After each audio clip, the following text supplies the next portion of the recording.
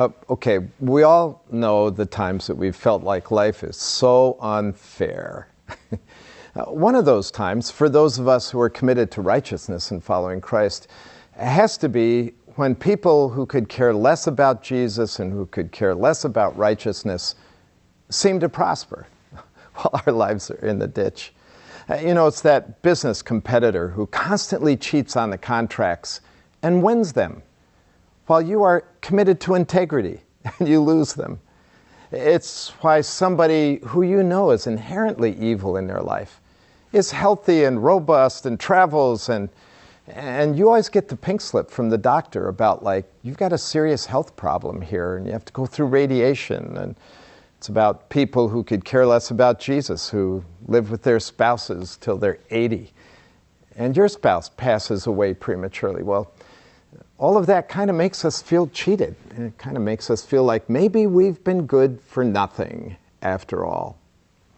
Well, if you've ever felt that way, you're in good company, because the psalmist in Psalm 73 complains about that very thing. He goes through a whole list of how the wicked prosper, and then he kind of wrings his hands and he says, surely I have been good in vain. I've been like good for nothing. But then he says, I went into the temple of God, and then I understood their end. Interesting that seeing all of this from God's point of view totally changes our perspective. The psalmist basically said they may be prospering now, but when they stand before God in judgment, their prosperity fades. And he said, I wouldn't want to be them then. It's kind of like, what difference does it make if you have a really big inning and lose the whole game?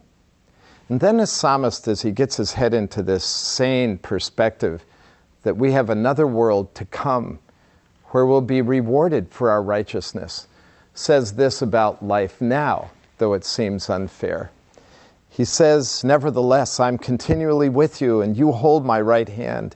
You guide me with your counsel, and afterward you will receive me into glory. Then he breaks out into ecstasy. Whom have I in heaven but you? And there is nothing on earth that I desire besides you. My flesh and my heart may fail, but God is the strength of my heart and my portion forever. I guess the end of it all is that if you have God and his guidance and presence and promise of an eternal reward, you have all that you need, even though life may go deep into the dumper.